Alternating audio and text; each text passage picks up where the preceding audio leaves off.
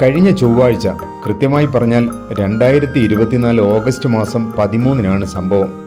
തിരുവനന്തപുരത്ത് നിന്നും ഉച്ചയ്ക്ക് തൊടുപുഴയ്ക്ക് പുറപ്പെട്ട ഒരു ലോ ഫ്ലോർ ബസ് നല്ല മഴ പെയ്യാൻ തുടങ്ങി. MC റോഡിലൂടെ യാത്ര തുടർന്ന ബസിന്റെ വൈപ്പർ പ്രവർത്തനരഹിതമായതോടെ ഡ്രൈവറും കണ്ടക്ടറും അങ്കലാപ്പിലായി. ബസ്സിൽ ഒറ്റ സീറ്റും ഒഴിവുണ്ടായിരുന്നില്ല. നിറയെ യാത്രക്കാർ. ദീർഘദൂര യാത്രക്കാരായിരുന്നു ബസ്സിൽ അധികവും. വൈപ്പർ പ്രവർത്തനരഹിതമായതോടെ യാത്ര സുഗമമായി തുടരാനാവാത്ത അവസ്ഥ വന്നു. മഴ തുള്ളിമുറിയാതെ പെയ്തുകൊണ്ടേയിരിക്കുകയാണ്. അങ്ങനെ ചടയമംഗലം ബസ് സ്റ്റാൻഡിലെത്തി. വൈപ്പർ പ്രവർത്തനക്ഷമമാകാതെ യാത്ര തുടരാനാവാത്ത അവസ്ഥ വന്നു. ഡ്രൈവർ ചടയമംഗലം ബസ് സ്റ്റാൻഡിലെ KSRTC വർക്ക്ഷോപ്പിൽ ബസ് നിർത്തി. കണ്ടക്ടർ ഇറങ്ങിച്ചെന്ന് വർക്ക്ഷോപ്പിലെ ജീവനക്കാരെ വിവരമറിയിച്ചു. ഏതാണ്ട് 10ഓളം പേർ ഇറങ്ങി വന്നു. അവർ പ്രവർത്തനരഹിതമായ വൈപ്പർ റിപ്പയർ ചെയ്യാൻ ശ്രമം തുടങ്ങി.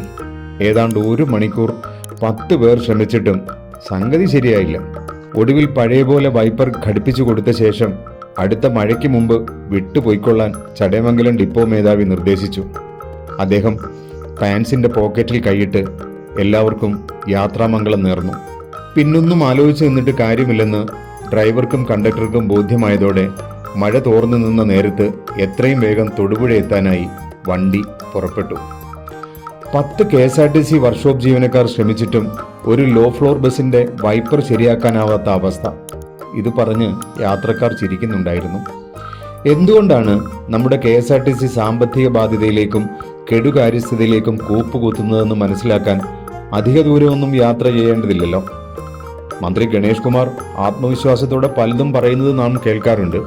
പക്ഷേ ഒരു വൈപ്പർ പോലും ശരിയാക്കാനാവാത്ത ടെക്നീഷ്യന്മാരുള്ള KSRTC എങ്ങനെയാണ് രക്ഷപ്പെടുക? രാഷ്ട്രീയക്കാരും യൂണിയൻകാരും മാറി മാറി പിന്തുണയ്ക്കുന്നത് കൊണ്ടാണ് ഇത്രമാത്രം കാര്യക്ഷമതയില്ലാതെ KSRTC ഈ അവസ്ഥയിലായതെന്ന് പകൽ പോലെ വ്യക്തം. കാര്യമായ അറ്റകുറ്റപ്പണികൾ നടത്താത്ത ബസ്സുകൾ, ഉത്തരവാദിത്ത ബോധമില്ലാത്ത ജീവനക്കാർ, ഇവർ കൂടുതൽ ബാധ്യത വരുത്തി KSRTCയെ കട്ടപ്പുറത്ത് കയറ്റാൻ മത്സരിക്കുന്ന കാഴ്ച കാണാൻ മറ്റൊന്നും വേണ്ട. ഒരു KSRTC ബസ്സിൽ കയറി ഒന്ന് യാത്ര ചെയ്താൽ മതി.